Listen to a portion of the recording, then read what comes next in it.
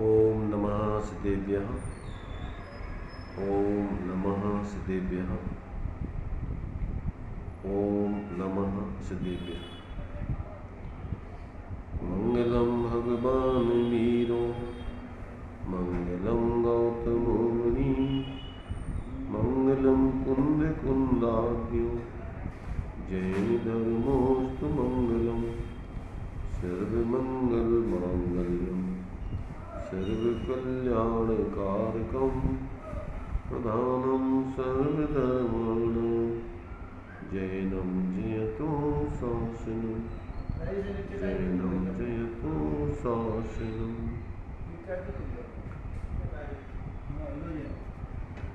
सकल विभाव अभाव कर किया आत्म कल्याण परमानंद सुबोधमय नमो सिद्ध भगवान नमो सिद्ध परमात्म को अक्षय बोध स्वरूप जिन्ने आत्म आत्ममय पर जाना पर रूप त्रिविध रूप सब आत्मा वैराप्तम पद छेद अंतर आत्म होय कर परमात्म पद बेछता जेनी दशा मरते देहातीत ते ज्ञानी ना चरण में बंधन हो अग्नि।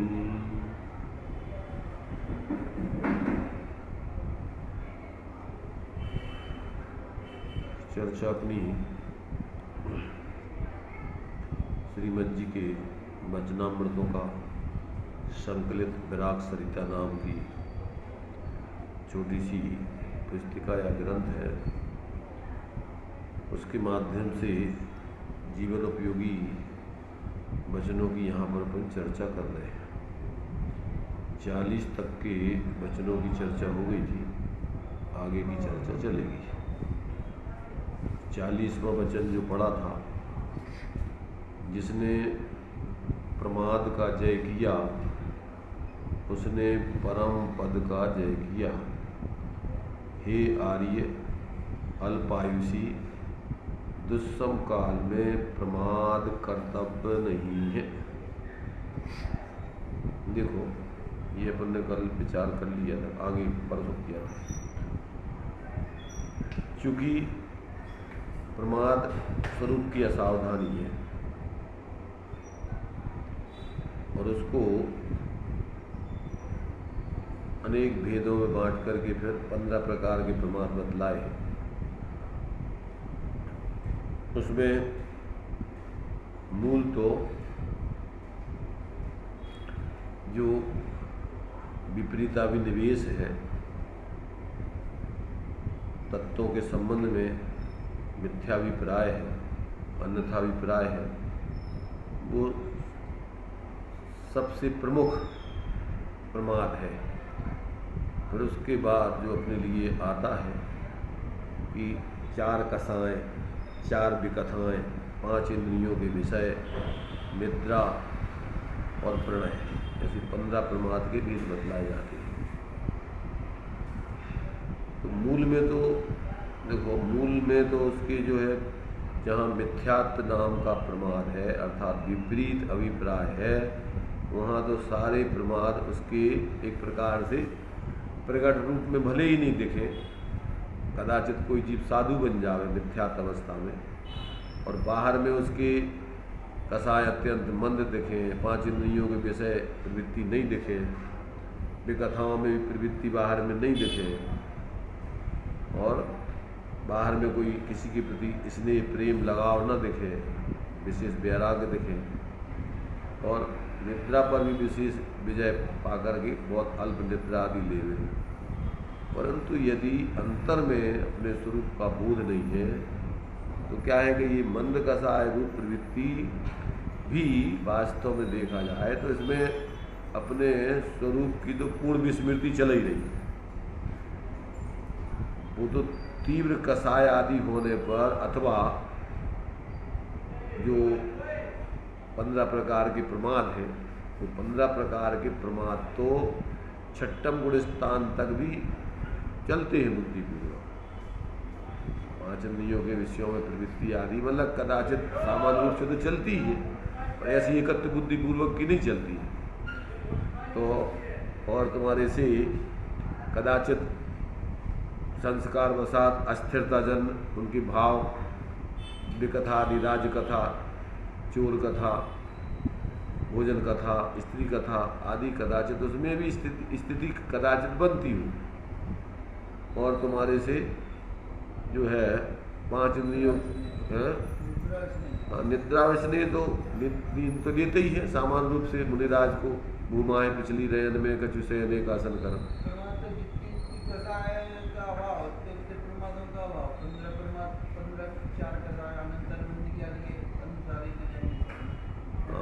उतना तो मतलब जो सम्यक दृष्टि है और जितनी कसाय चली गई उतना तो अपरमत्त दशा उनकी स्वरूपाश्रय से चली रही।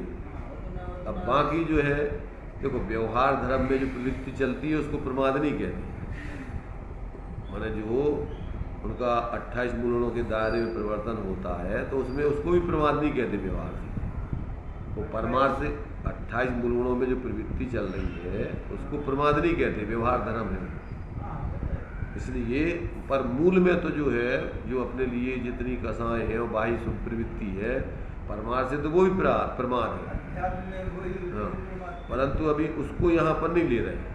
अभी तो अपने लिए बुद्धिपूर्वक जो 5 इंद्रियों के विषयों में प्रवृत्ति है, 4 कथाएँ हैं और तुम्हारे से 4 कथाएँ हैं और स्नेह है और प्रणय है, तुम्हारे निद्रा है।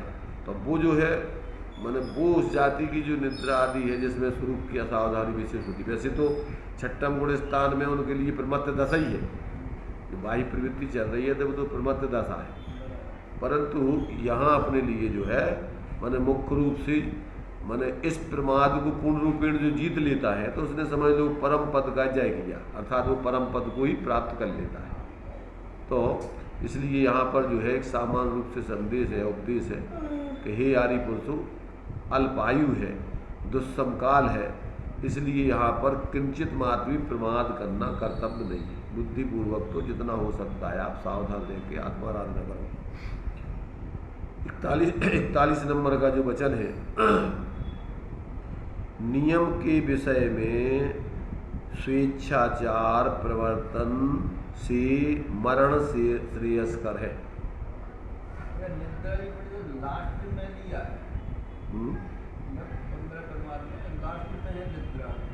हाँ, वो तो उनकी अरे शरीर की स्थिति जो है थक जाने पर विश्राम करने की स्थिति आती है तो भूमाएं पिछली रयन में कछु शयन एक आसन कर।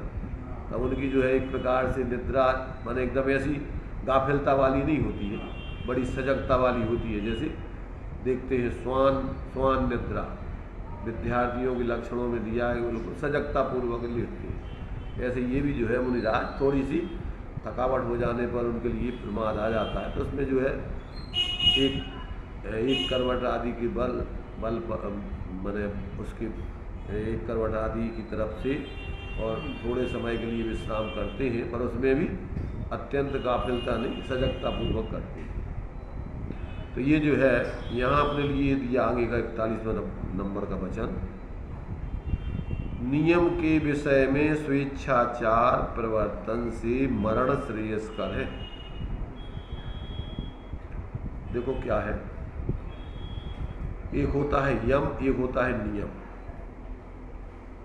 तो अपने लिए यहाँ नियम में सामान्य रूप से इन्होंने वो व्रत लिए हैं जो अपने लिए जो त्याग कर दिया अपन ने, उन त्याग किए हुई चीज़ों को अपने लिए कहते हैं फिर मनमाने तरीके से प्रवृत्ति करते हुए और उसमें परिवर्तन करना ये योग्य नहीं है। ये कह रहे हैं नियम के विषय में स्वेच्छाचार प्रवर्तन से तो मरण श्रेयस्कर है।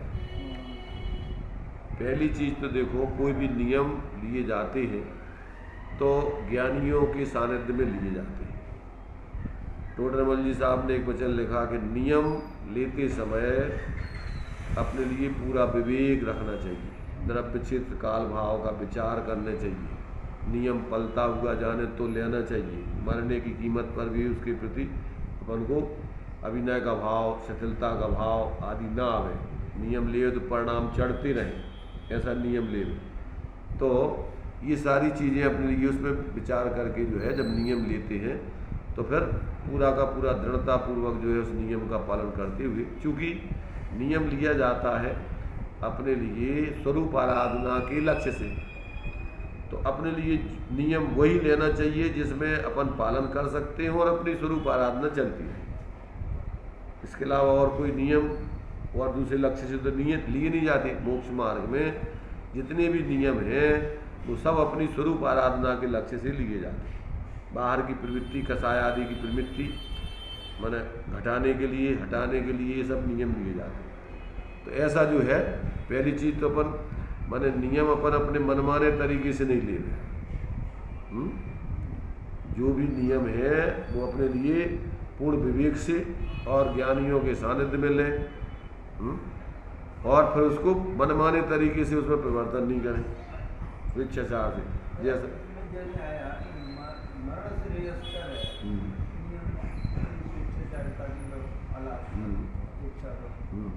अब मान लो कोई छोटे मोटे नियम लाए और तेरे मरण से रेस करते, तो वो कोई विशेष बात के लिए होना चाहिए मरण से रेस करता हो।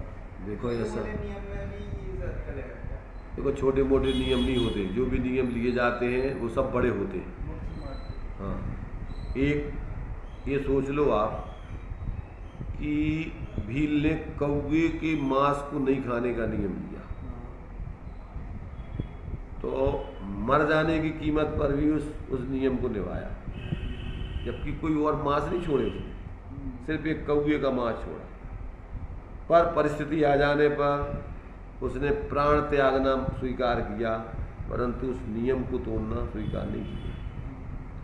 तो मतलब ये है कि जितने भी नियम लिए जाते हैं वो नियम अपने लिए, अपने आत्महित के लिए होते हैं, अकल्याण के लिए नहीं होते। अब चूँकि पाप भाव है, हिंसा का भाव है, और भी जो भी है, तो वो तो अपने लिए छोड़ने लागे। इनमें जो है व्यक्ति को इस प्रकार से जो नियम लिए जाते हैं तो नियमों में बराबर पूरा का पूरा ध्यान रख करके बुद्धिपूर्वक उसके लिए पूर्ण पालन करें।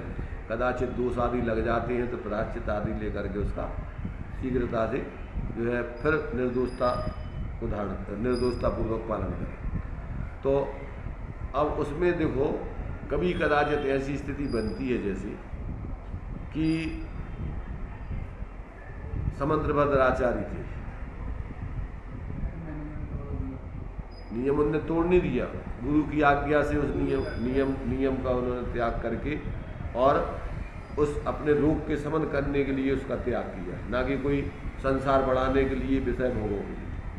तो इस प्रकार से कदाचित ऐसी स्थिति बनती है तो बराबर उसमें विवेक रख करके जैसे ही अपने लिए सामर्थ्य आती है फिर अपन उस जो नियम के अपन ने तोड़ करके और जो भी परिस्थिति बसात नीची प्रवृत्ति हुई थी उसका फौरन जो है त्याग करके फिर अपनी ऊंची आराधना में आकर के अपनी साथ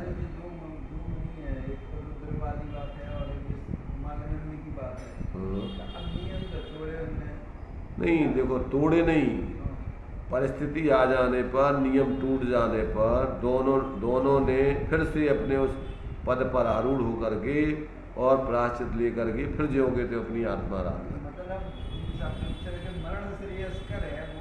देखो अपवाद मार्ग की बात यहाँ नहीं चल रही, यहाँ राजमार्ग की बात चल रही। राजमार्ग में तो जैसे तुम्हारे से भील ने मरण आ जाने पर भी नियम नहीं छोड़ा,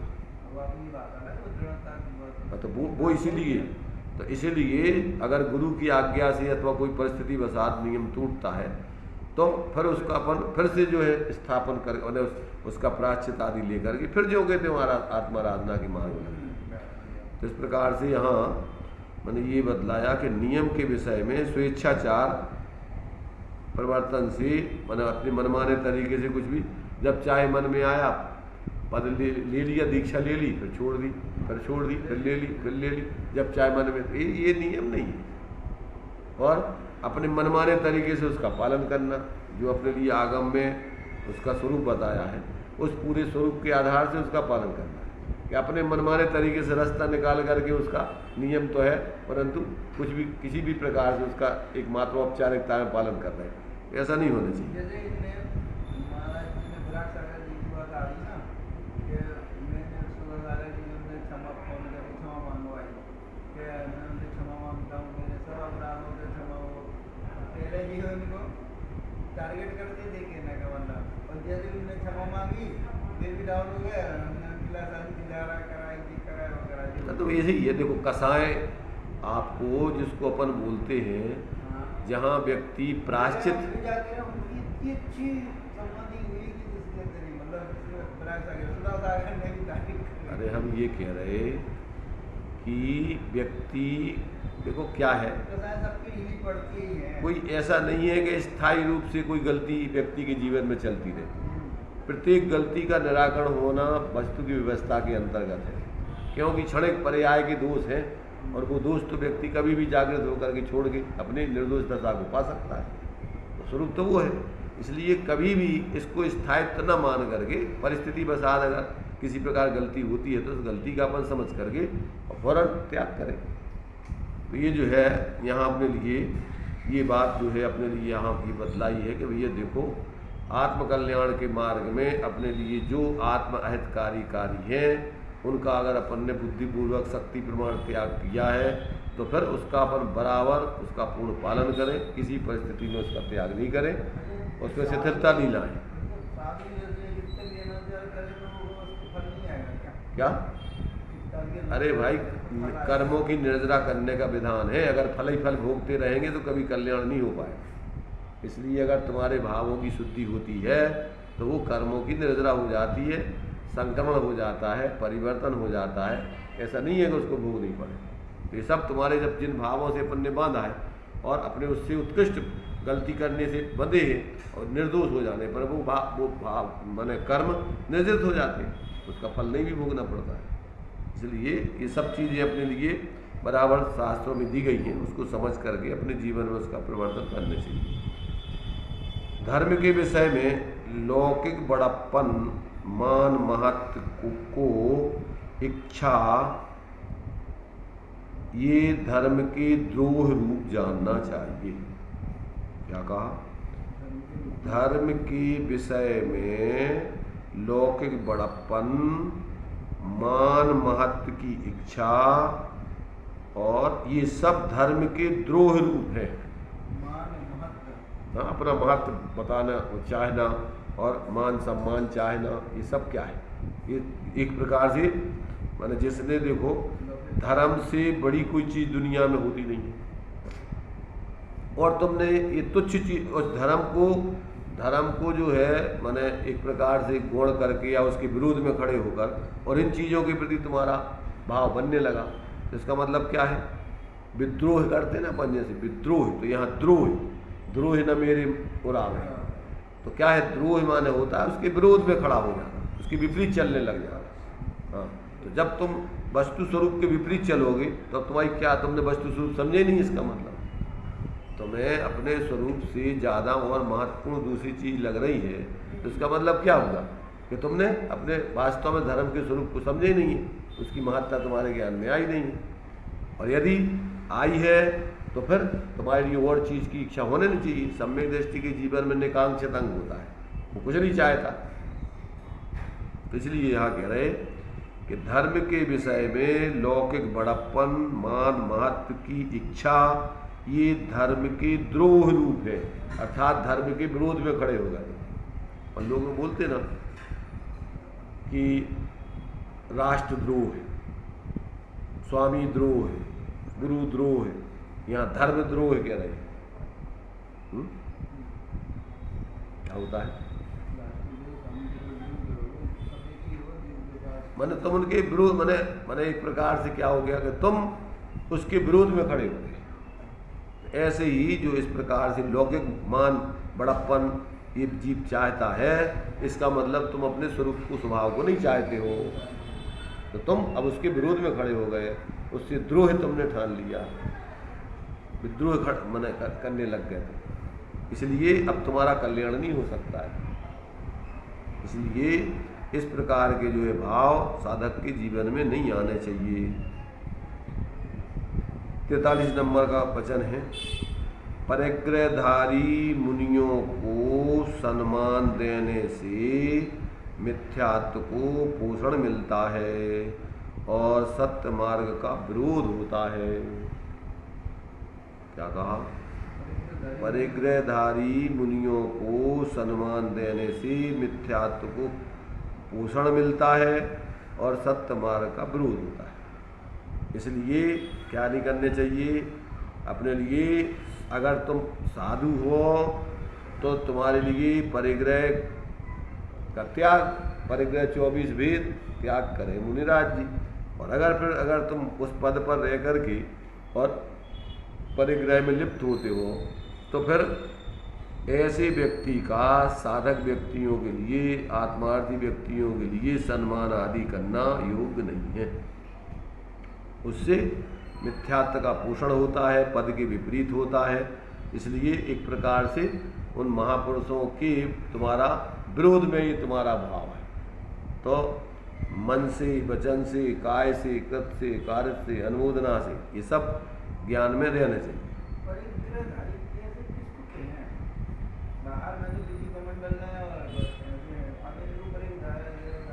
परिग्रह 24 भेद, 14 प्रकार का परिग्रह अंतरंग है, जिनके जीवन में कसायों की उग्रता दिख रही है, तत्वों के विपरीत परिवर्तन दिख रहा है, बोलते हुए दिख रहे हैं। और अकेले पीछी का मंडल ले लेने से थोड़ी परिग्रह निर्वस्त तुम परिग्रह रहित हो गए। इसलिए पूरा जीवन उनका जो है बहुत सर्वांगीण, बहुत ही पवित्र और सावधानी पूर्वक आत्माराधना के उद्देश्य से ही जो अपन पढ़ते हैं साधुओं का स्वरूप, क्या विषयासा वसाती तो निरारंभो अपरिग्रह ज्ञान ध्यान तपोरक्ता तपस्वी सा प्रशस्ति। कुछ नहीं कर सकते, उनको कोई मतलब नहीं है इन चीज़ों से। हाँ, इसलिए क्या मतलब है? तुमने जब सब छोड़ दिया तो तुम्हारे लिए इनसे क्या लेना देना? भाई हम ये कह रहे हैं कि मंदिर बनवाने का उपदेश, शास्त्रों का उपदेश तो दे सकते हो गृहस्थ के लिए। एक आदमी समंद्र भद्राचार्य ने सबने लिखे, तो वो तो शास्त्र अपनी तरफ से नहीं, गृहस्थों का सत्कर्म ये है, गृहस्थों को ये करना चाहिए। पर भगवान की आज्ञा है, जिनवाणी में उपदेश है, हमारा आदेश नहीं है। तो वो अपनी तरफ से इन्वॉल्व होकर के उसकी अनुमोदना आदि नहीं करेंगे, सिर्फ उपदेश देंगे कि भैया ये जो है गृहस्थों को निचली भूमिका में ये कार्य करना योग्य है। तो इस प्रकार से ये बात बराबर ज्ञान में रख करके साधक जीता है। भाई तुम्हारा उसमें तुम ही खुद वो कार्य कर रहे हैं, मतलब मन से, वचन से, काय से, कृत से, कार्य से अनुमोदना। तुम गृहस्थ बन गए, फिर गृहस्थों के लिए जो उपदेश है और तुम उसमें तुम्हारी जो है वो अनुमोदना होने लग गई, तो तुम खुद उसमें जुड़ गए। तो ये तो गृहस्थों के लिए मध्यस्थ होकर के आगम का भगवान, तो ये जो है इस प्रकार से उनको बता सकते हो, उपदेश दे सकते हो। शास्त्रों में दिया है, आचार्यों ने लिखा है कि भाई इस प्रकार से गृहस्थ ये कार्य करे, ये कार्य न करे।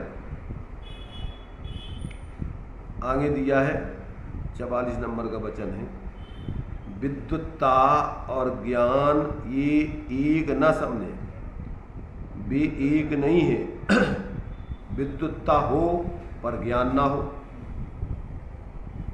सच्ची विद्युत्ता वह है कि जो आत्मार्थ के लिए हो, जिसके आत्मार्थ सरे, आत्मत्व समझाए प्राप्त हो, आत्मार्थ हो, वहाँ ज्ञान हो, विद्युत्ता हो अथवा ना भी हो। आत्मार्थ हो वहाँ ज्ञान हो, विद्युत्ता हो अथवा ना भी हो। तो मतलब ये है, कहने का मतलब ये है कि क्षयोपशम ज्ञान मात्र क्या है, कहते हैं वो वास्तव में सम्यक ज्ञान नहीं है।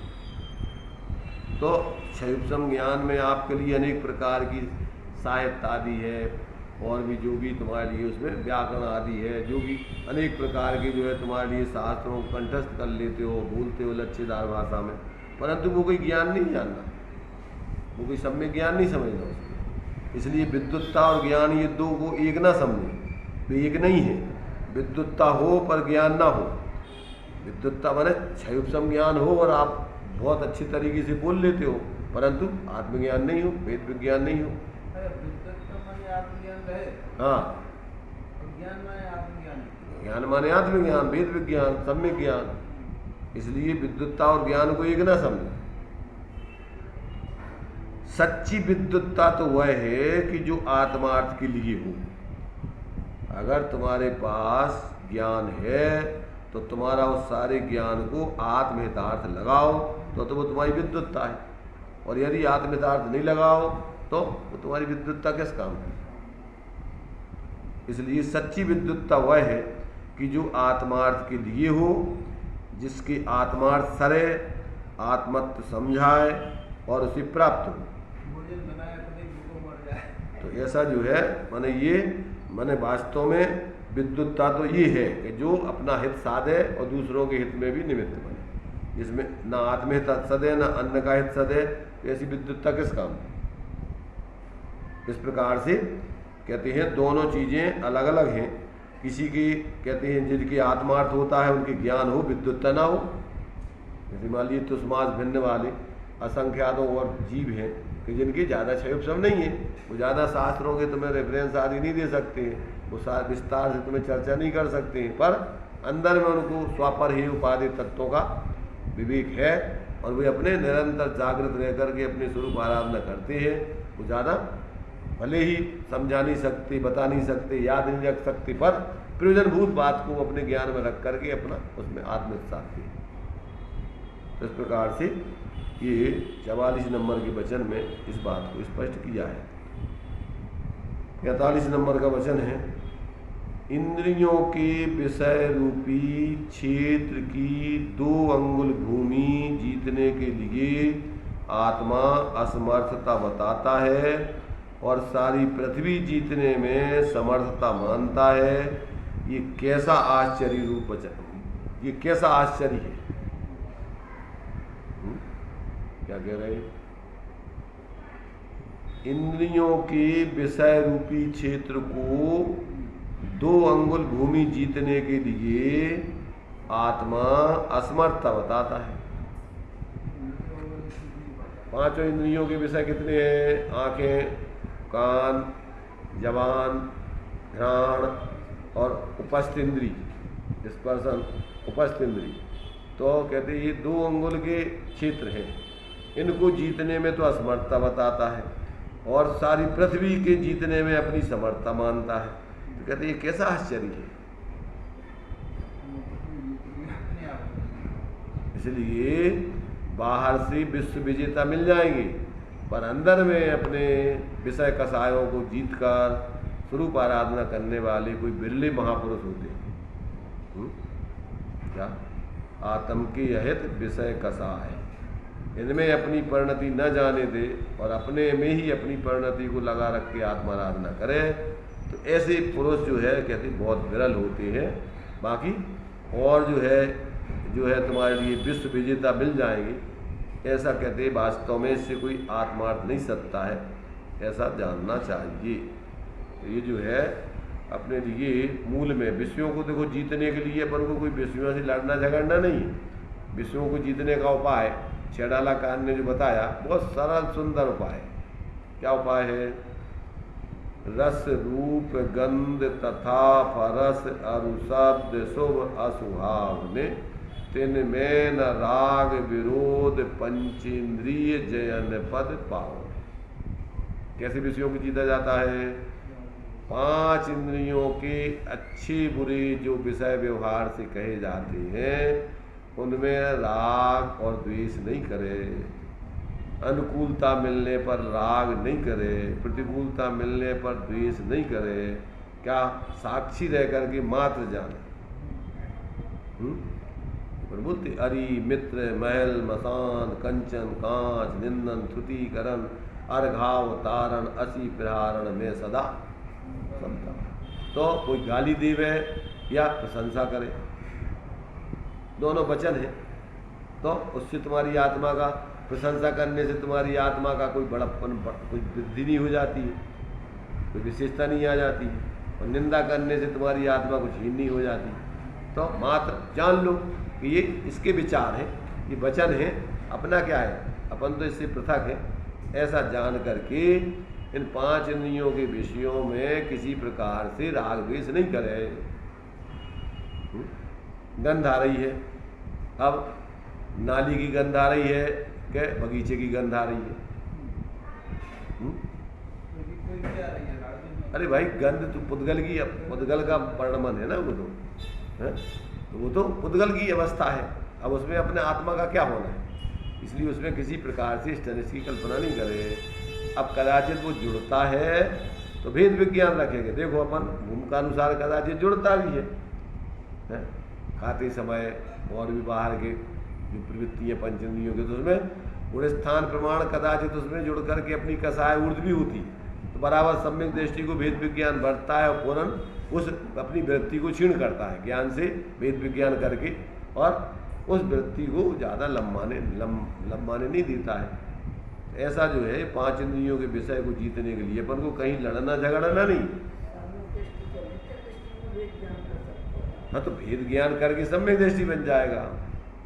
अगर मिथ्या दृष्टि भेद विज्ञान करेगा तो भैया अपने से स्वरूप से पृथक है ये, और इनमें क्या रखा है, कल्पना है झूठी, तो वो भी जो है अपने ज्ञान में जागृति करके ऐसा अपनी मूर्ता को तोड़ करके और भेद विज्ञान करके सम्यक दृष्टि बन सकता है।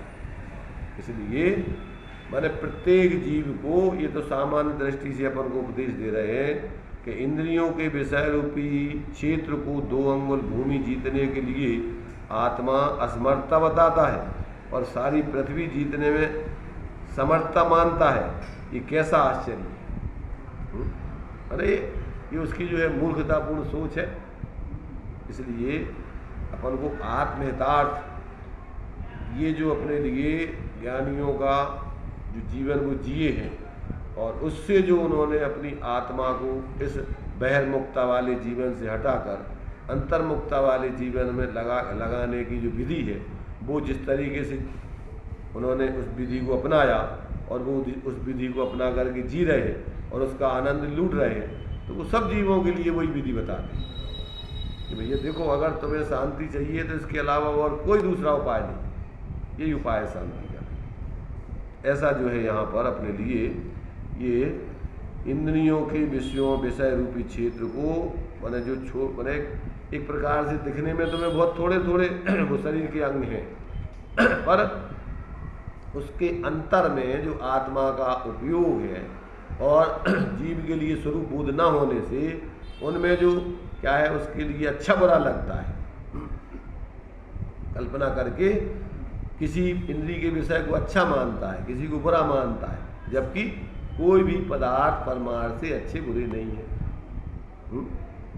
जड़ चेतन की परिणति सब अपने अपने में होती है। अनुकूल प्रतिकूल मानना जानना ये सब झूठी मन की होती है।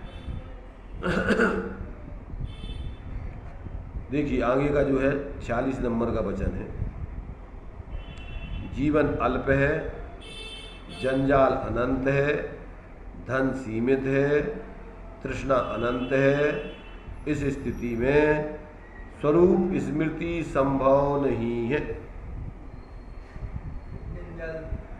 क्या कहा? जीवन अल्प है, जंजाल अनंत है, धन सीमित है और तृष्णा अनंत है।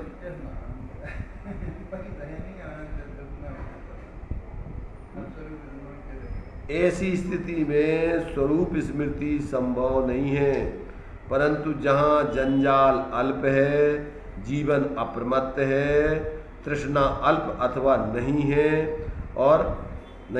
और सर्व सिद्धि वहाँ है, सर्व सिद्धि है, वहाँ पूर्ण स्वरूप की स्थिति होना संभव है। ऐसे जीव को अपने स्वरूप में पूर्ण स्थिरता, पूर्ण अपने स्वरूप की ही लीनता होना संभव है। और अगर ये इस प्रकार से मैंने संसार इस जंजाल को अगर इसने बहुत बड़ा रखा है और जीवन तो अपना छोटा है, तो उन जंजालों के कार्यक्रमों में एक के बाद जिंदगी कब पूरी हो जाती पता ही नहीं पड़ता, और जंजाल जो के तो पड़े रहते। इसलिए उस जंजाल को, अपन को संसार संबंधी कार्यों को, इनको अपने लिए जो आवश्यक हैं परिस्थिति जन, उनको रखकर बाकी व्यर्थ के जंजाल को नहीं फैलाना चाहिए। और धन सीमित है, क्योंकि सबके पास एक सीमित होता है, बाहर की व्यवस्था बनती है, और तृष्णा अनंत है, ये भी मिल जाए, ये भी मिल जाए, ये भी मिल जाए, तो कैसी व्यवस्था तुम पूर्ति करोगे और फिर आत्मकल्याण कैसे करोगे, कब करोगे? इसलिए इस स्थिति में स्वरूप स्मृति संभव नहीं है, परंतु जहाँ जंजाल अल्प है और जीवन अप्रमत्त है और तृष्णा अल्प अथवा नहीं है और सर्व सिद्धि वहाँ है, वहाँ पूर्ण स्वरूप स्थिति होना संभव है। अमूल प्रमत्त, वहाँ पर जो है जीवन अपने लिए जंजाल नहीं, जीवन अल्प और जंजाल अनंत और धन सीमित और तृष्णा अनंत, अप्रमत्त है, वहाँ वो प्रमत्त दशा है उसकी, और ये अप्रमत्त दशा है, बाहर में उलझाव नहीं है उसके, विपरीत है उससे। अमूल्य ज्ञान जीवन प्रपंच से आवृत होकर चला जाता है। अमूल्य ज्ञान जीवन प्रपंच से आवृत होकर के व्यर्थ चला जाता है। हाँ, तो कहते ऐसे उस ज्ञान रूप अमूल्य जीवन को इन बाह्य के मोहजन्य प्रपंचों से कहते हैं वो आवृत हो जाता है, ढक जाता है, वह ज्ञान की बल नहीं कर पाता, उसका बल नहीं चल पाता है। हाँ,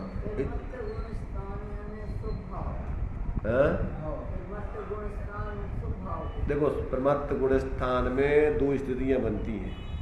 एक तो कदाचित उसके जो है, जो अपन को ये दोष बता रहे हैं ना, जो 15 प्रकार के प्रमाण, अगर इनमें प्रवृत्ति जाती है तो वो तो अशुभ भाव हो गया उनका,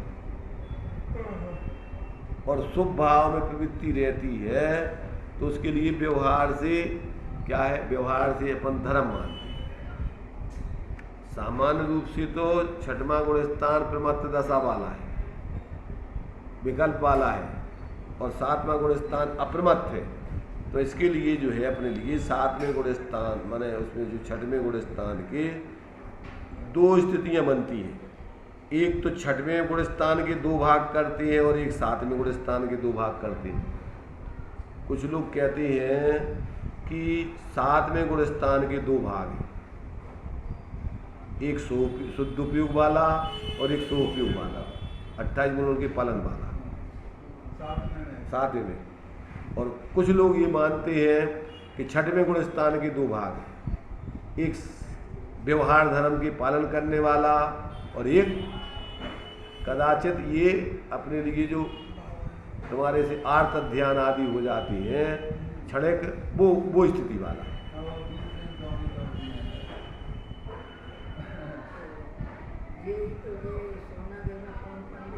हाँ, शैलेश भाई,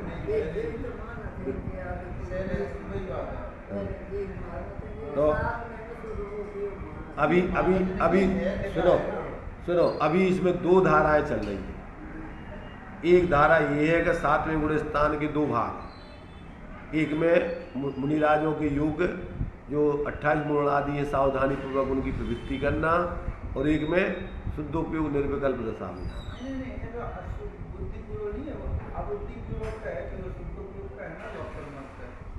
क्या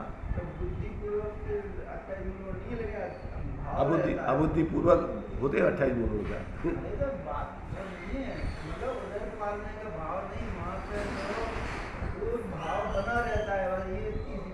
अरे वो भाव तो बना रहता है, उसमें क्या बात है, लब्धि में अपने वो तो उस भाव का त्याग थोड़ी हो गया। जब आएगा नीचे तो उसको तो पालन करेगा ही, वो छोड़ थोड़ी देगा, उसका विवेक नहीं होगा। अरे भाई देखो बुद्धि भाव भी हो जाते हैं, तो वही कह रहा है कि इसमें जो लोग 6वें गुण स्थान के 2 भाग मानते हैं, कि उसमें अशुभ भाव भी हो जाता है और शुभ भाव भी रहते हैं, दोनों को प्रमत्त दशा मानते हैं। और दूसरा पक्ष कहता है कि सातवें गुण स्थान के दो भाग हैं, एक तो है माने मुनिराजों का व्यवहार धर्म का पालन करने वाला सजगता उसमें, और दूसरा है पर अंदर में अबुद्धि अंदर में जो है निर्विकल्प होना, शुद्ध उपयुक्त। हमारी जो उनकी चर्चा हुई थी उनकी जो ये कह रहे थे कि 7 महीने बुद्धि पूर्वक पालन नहीं होता, 7 महीने वो भाव बना रहता है, मतलब ऐसा नहीं कि सर्वथा सर्वोत्तम शुद्ध उपयोग का व्यवस्था नहीं है होता। देखो भाई, हम ये कह रहे हैं कि अगर आप जो है, वैसे तो देखो अपन को इसमें कोई ज़्यादा उलझने की बात नहीं है, उलझने की बात नहीं है, समझने की बात है। जब अपन को मोक्ष मार्ग स्वरूप के अवलंबन से ही चालू होता है, तो मिथ्या दृष्टि को भी देखो प्रवचन सार की 181 गाथा में शुद्ध उपयोग का जो लक्षण दिया है, तो उसमें दिया हुआ है उन्होंने कि शुद्ध ध्येयत्वात् अवलंबनत्वात् साधकत्वात् इति शुद्ध उपयोग। शुद्ध का अपना अवलंबन करे, ध्येय बनावे और उसकी साधना करे, उसका नाम शुद्ध उपयोग है। तो ये शुद्ध समझ रहे ना, तो ये शुद्ध उपयोग तो जब जीव मिथ्या दशा में अपने उसमें दिया है कि पहले गुण स्थान से 12वें गुण स्थान तक ये शुद्ध उपयोग चलता है। क्यों कि अगर वो पहले गुण स्थान में अपने स्वरूप का शुद्ध का लक्ष्य नहीं बनाएगा तो शुद्ध उपयोग की सिद्धि कैसे करेगा? नहीं, 7वें में अब यहाँ ठीक है, पहले से 7वें में, पहले से देखो 7वें में भी जाता है, चौथे में भी जाता है, 5वें में भी जाता है, वो तो शुद्ध उपयोग के बिना गुण स्थान की सिद्धि नहीं होगी, शुद्ध को ध्येय बनाए बिना। तो वो प्रक्रिया तो वो जब तक आप अपने स्वरूप को लक्ष्य नहीं बनाओगे तब तक आगे की तुम्हारी वृद्धि हो ही नहीं सकती। इसलिए अब चूंकि अपने लिए उसमें कोई विसंवाद की बात नहीं है, समझने की बात है।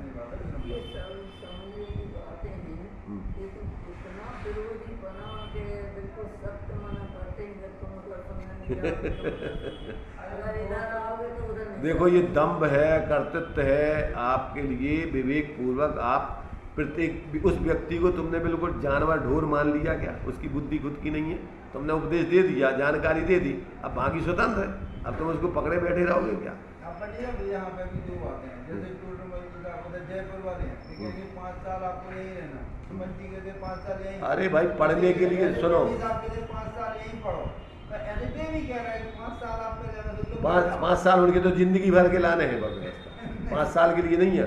उनके पास जो भी लोग हैं वे जिंदगी भर के लिए उनको बोल रखा है कि दूसरों से बातें ही नहीं करोगे। तो मतलब ये है कि तुम इतना कर्तृत्व बुद्धि सिर पे दूसरों की रखोगे तो तुम अपना कल्याण कैसे करोगे? अरे भाई उनको माने जानकारी दे दो वस्तु तत्व की, खुलासा कर दिया, अब तुम्हारे ऊपर है निर्भर, अब तुमने समझ लिया सत्य को तो तुम अपने आप ही अब उसमें बहोगे नहीं ना, अब उसमें तुम्हें पकड़ने की जरूरत कब पड़ रही है? इसलिए ये सब बातें अपन को समझने चाहिए, ज़्यादा हटाकर दुराग्रह का काम नहीं है। चलिए, तो इस प्रकार से ये अपना जो है ये जीवन अल्प है और जंजाल अनंत है, धन सीमित है और तृष्णा अनंत है। इस स्थिति में स्वरूप स्मृति संभव नहीं है, परंतु जहाँ जंजाल अल्प है और जीवन अप्रमत्त है तथा तृष्णा अल्प है अथवा नहीं है और सर्वसिद्धि है, वहाँ सर्वसिद्धि है, पूर्ण स्वरूप की स्थिति होना वहाँ संभव, पूर्ण स्वरूप में स्थित हो सकता है। अपने यहाँ जो 5 साल की बात होती है तो वो तो इसलिए क्रम से पढ़ लो पूरा अच्छे से, नहीं तो कच्चे वाले का करते नहीं रहोगे तो क्या? अमूल्य ज्ञान जीवन प्रपंच से आवृत होकर चला जाता है, ये विवेक रखना चाहिए। चलिए यही अपनी जो है चर्चा को आज अपन विराम देते हैं। इस पे अपन को गहराई से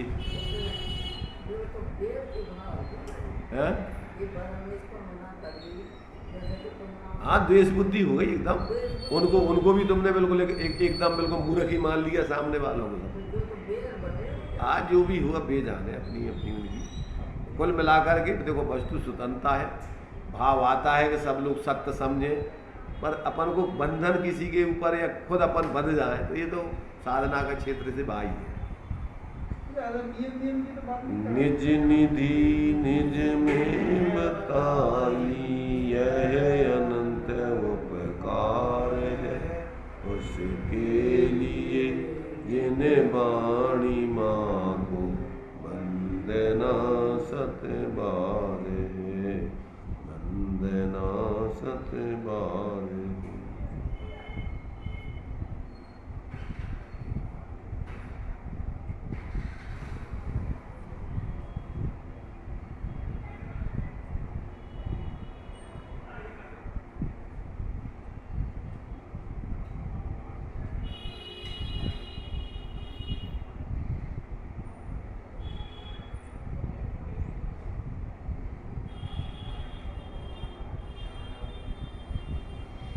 द्वादशांग माता पंच परमेष्टि।